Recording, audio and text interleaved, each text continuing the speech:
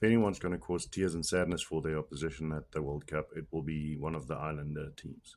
For those who love rugby and just love watching people enjoy the game, uh, these three nations have always been amazing to watch. Out of the three teams, Tonga definitely has the most unfortunate draw of the lot.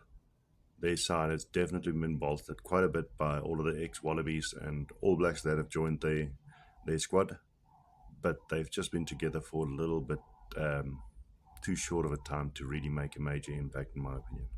They will definitely be hard pressed to either knock out South Africa, Ireland, or Scotland in the group to try and take second position in that group and get to the knockouts. There will be close games, and they will definitely push a few of the teams really hard.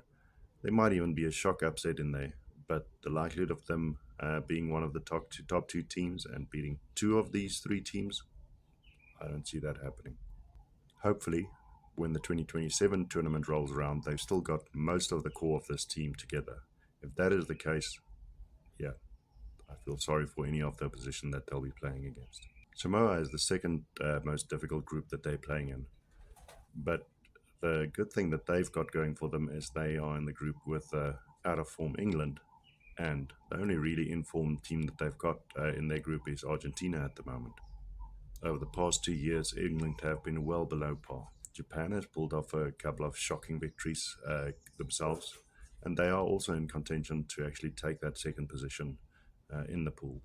No one knows if England will be pitching up to the World Cup in any kind of respectable form, and I won't be holding my breath for that. If they don't pitch up in decent form, yep, we can possibly see an upset with Samoa actually taking the second position and going through to the knockouts. Out of the three, Fiji actually holds their destination in their hands. They can actually write some history for the island nations, not just making it to the knockouts, but possibly actually advancing to the semi-finals, even though that is fairly unlikely. The two supposed top teams in their group, Wales and Australia, have been fairly horrible in recent times themselves.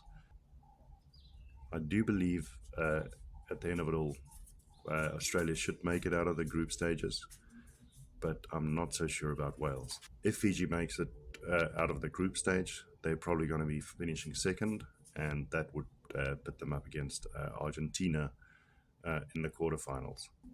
When it comes to quarterfinals, when it comes to semifinals and finals, it's just one knockout game, and absolutely anything can happen on the day. Overall, I just hope that these teams have a good showing, a confident a couple of games that they play, and that most of these players actually stay with their respective teams as we uh, move into the next World Cup as well. That will turn the 2027 World Cup into a very, very interesting affair.